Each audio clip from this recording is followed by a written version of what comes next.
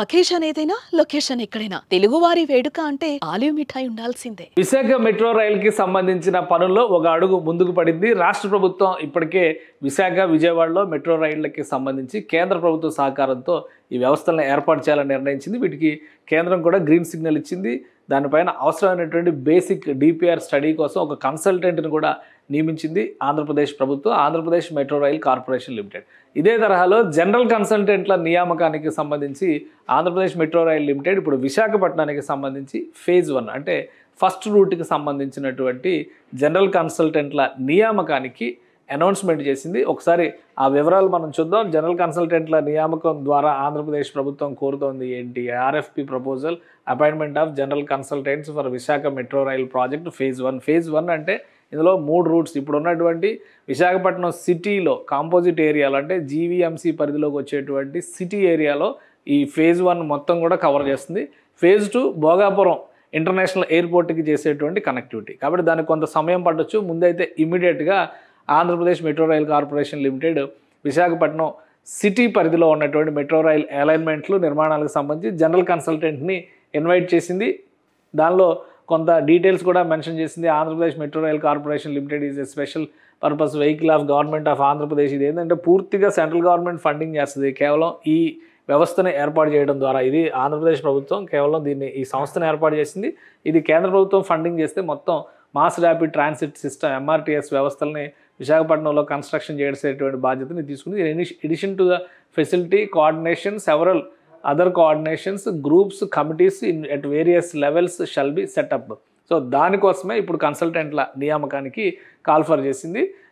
AP MRCL will be implementing authority for the project. అంటే ఇది special purpose vehicle కాబట్టి central government funding ఉంటుంది కాబట్టి ఇంప్లిమెంటేషన్ అథారిటీ మాత్రం ఏపీ ఎంఆర్సిఎల్ తీసుకుంటుంది.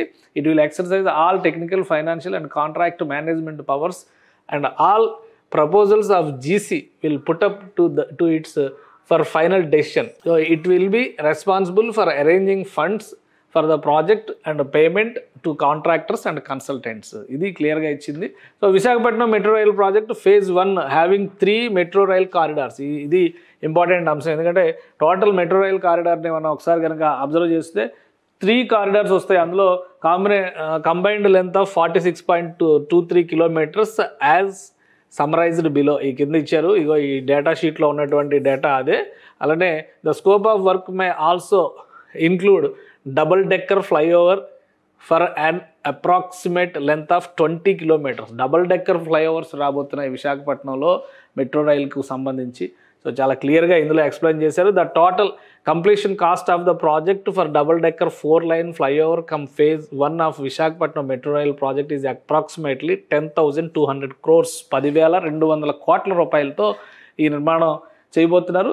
The project will be cofinanced by JICA, AIIB, ADB, AFDB, కేఎఫ్డబ్ల్యూ and any other multilateral funding agency. ఇవన్నీ కూడా ఇంటర్నేషనల్. జైకా అంటే జపాన్కి సంబంధించిన ఫండింగ్, ఇదేమో ఏషియన్ డెవలప్మెంట్ బ్యాంక్. ఏడిబి అంటే ఇది Asian infrastructure and investments bank.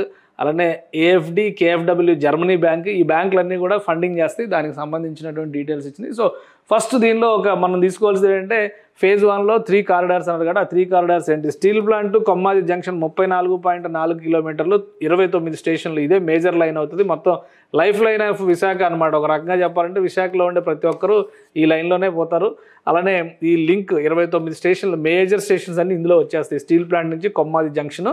ఇక గురుద్వారా నుంచి ఓల్డ్ పోస్ట్ ఆఫీస్కి ఒక 5.07 కిలోమీటర్లు 6 స్టేషన్లు వస్తాయి. ఇక తాటిచెట్లపాలెం నుంచి చిన్నవాల్టేరు వరకు 6.75 కిలోమీటర్లు వస్తాయి. ఇది 7 స్టేషన్లు వస్తాయి. మొత్తం కలిపి 46.23 కిలోమీటర్లు 42 స్టేషన్లు. Scope May vary, any change or variation in scope of work is deemed to be included in the scope. So మొత్తం మీద ఇది government AP Andhra Pradesh metro rail corporation limited ఇచ్చినటువంటి డీటెయిల్స్. అలానే ఒక్కసారి మనం మ్యాప్ కూడా పరిశీలిద్దాం. ఇది మ్యాప్ రిలీజ్ చేశారు ఈ ప్రాజెక్ట్ రిపోర్ట్తో పాటు. దీనికి సంబంధించి కన్సల్టెన్సీని కాల్ఫర్ చేసినటువంటి టెండర్ నోటిఫికేషన్తో పాటు ఇది రిలీజ్ చేశారు. సో ఇందులో కొంచెం క్లారిటీ మిస్ అవుతున్నట్టుంది. మరొక ఇమేజ్ కూడా చూద్దాం మనం. ఇందులో క్లారిటీ ఉంటుంది. ఇది ఒకసారి చూడండి. స్టీల్ ప్లాంట్ నుంచి కొమ్మాది జంక్షన్ వరకు మెయిన్ లైన్ అని చెప్పని అనుకున్నాం కాబట్టి ఇక్కడ స్టీల్ ప్లాంట్ స్టార్ట్ అవుతుంది. సో ఇది మెయిన్ లైన్ అవుతుంది. ఈ కొమ్మాది జంక్షన్ వరకు వస్తుంది. సో ఇదంతా కూడా విశాఖ సిటీ ఏరియా మొత్తాన్ని కూడా కవర్ చేస్తుంది.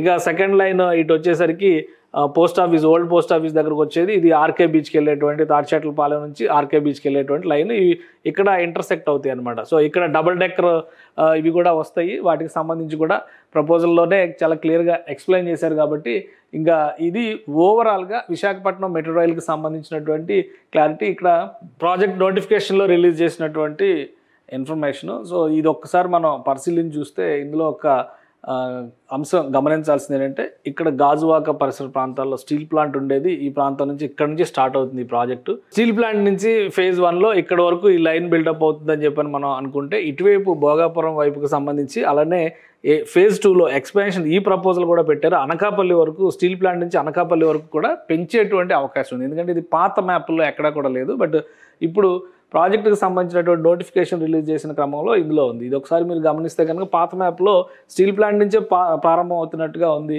ఇక్కడ నుంచి కొమ్మాది నుంచి భోగాపురం వరకు అయితే ఆ లైన్ అలైన్మెంట్ని అప్పటికే డిజైన్ చేశారు. ఇప్పుడు కొత్తగా అనకాపల్లిని పూర్తి స్థాయిలో ఫార్మా హబ్గా, అలానే స్టీల్ ప్లాంట్లు, కొత్త స్టీల్ ప్లాంట్లు గ్రీన్ ఎనర్జీకి హబ్గా తయారు చేసేటువంటి ప్రయత్నాల్లో ఆంధ్రప్రదేశ్ ప్రభుత్వం ఉంది. కాబట్టి గాజువాక నుంచి అనకాపల్లి వరకు కూడా ఈ మెట్రో రైలు వ్యవస్థని విస్తరించాలనేటువంటి ప్రణాళికని ముందస్తుగానే రాష్ట్ర ప్రభుత్వం చేసినట్టుగా కనిపిస్తుంది. అందుకని ఆ ఉద్దేశంతోనే ఇందులో ఎల్లో లైన్ ఇక్కడ చూపించారు. కాబట్టి ఇది చాలా ఇంపార్టెంట్ చేంజ్ కింద మనం చూడాల్సి ఉంటుంది. సో ఇది ప్రపోజల్ అయితే. దీనికి సంబంధించి కాల్ చేసినటువంటి బిడ్స్ని కూడా మనం ఒకసారి పరిశీలించాలి. సో ఈ బిడ్ విలువ 224 కోట్ల రూపాయలు ఉంటుంది. మొత్తం దీనికి సంబంధించి జనరల్ కన్సల్టెంట్స్ నియామకానికి సంబంధించినటువంటి టెండర్స్ వాల్యూనే 224 కోట్ల రూపాయలు ఉంది. సో ఈ ఏప్రిల్ మాసంలో రిలీజ్ చేసింది కాబట్టి 224 కోట్లు ప్లస్ దీనికి ఒక 2 నెలల టైం కూడా పెట్టింది మెట్రో రైల్ కార్పొరేషను. 9th మే అంటే 9th జూన్ 9/6/2005లో ఈ బిడ్స్ ఓపెనింగ్ ఉంటుంది. సో ఈ లోపు దీనిలో ఇచ్చినటువంటి డేటాను బట్టి ఎలిజిబుల్ కంపెనీస్ దీన్ని అప్రోచ్ అవ్వచ్చు. మొత్తం మీద ఈ టోటల్ ప్రాజెక్టు విషయంలో ఫేజ్ 1కి 10,200 కోట్ల రూపాయలు ఖర్చు అవుతాయి అనేటువంటి క్లారిటీ రాష్ట్ర ప్రభుత్వం ఇచ్చింది. 42 స్టేషన్లతో 46.23 కిలోమీటర్ల మేర నిర్మాణం జరగడానికి ఈ ప్రణాళికని రెడీ చేస్తుంది. అలానే double decker metro rail tracks కూడా ఉంటాయనేటువంటి విషయంలో క్లారిటీ ఇచ్చింది. 224 కోట్ల రూపాయలతో జనరల్ కన్సల్టెంట్స్ నియామక ప్రక్రియను మొదలుపెట్టింది. 2 నెలల్లో ఈ ప్రక్రియ మొత్తం పూర్తయిన తర్వాత భూసేకరణకు సంబంధించిన పనులు ఆల్రెడీ జరుగుతున్నాయి. సో ఈ లోపు మొత్తం క్లారిటీ వస్తుంది కాబట్టి పెగ్ మార్కింగ్ ప్రాసెస్ని మొదలు పెడతారు. వీటన్నిటికి సంబంధించినటువంటి కన్సల్టేషన్ ప్రాసెస్ని ఈ జనరల్ కన్సల్టెంట్స్ నిర్వహిస్తారు. ఇది స్పెషల్ పర్పస్ వెహికల్గా ఆంధ్రప్రదేశ్ ప్రభుత్వం కేంద్ర ప్రభుత్వ సహకారంతో ఫండింగ్ 100% కేంద్ర ప్రభుత్వం చేస్తుంది. ఎందుకంటే metro cities, smart cities development ప్రాజెక్ట్స్కి సంబంధించి కేంద్రం కొన్ని స్కీములు తీసుకొచ్చింది. వాటిని పూర్తి స్థాయిలో సద్వినియోగం చేసే దిశగా ఆంధ్రప్రదేశ్ ప్రభుత్వం అడుగులు వేస్తుంది. విజయవాడ, విశాఖ మెట్రోల పైన స్పెషల్ ఫోకస్ పెట్టింది. 2 కూడా ప్యారలల్గా జరుగుతున్నాయి. విశాఖ మెట్రో ఒక అడుగు ముందుకు వేసిందనే మనం చెప్పాల్సి ఉంటుంది. ఇంకా విజయవాడ మెట్రోకి సంబంధించి జనరల్ కన్సల్టెంట్స్ నోటిఫికేషన్ టెండర్ ఇంకా రాలేదు. కానీ విశాఖకు మాత్రం ఎలాంటి ప్రాబ్లం లేదు కాబట్టి ముందుగా అది రిలీజ్ చేశారు. సో మనం జూన్ 9వ తేదీన ఈ టెండర్స్ ఎవరికి అలాట్ అవుతాయి అనే విషయాన్ని మాత్రం తెలుసుకోగలుగుతాం. సుమన్ టీవీలో మీ పర్సనల్ అండ్ బిజినెస్ ప్రమోషన్స్ కోసం కింది నెంబర్కి కాంటాక్ట్ చేయండి.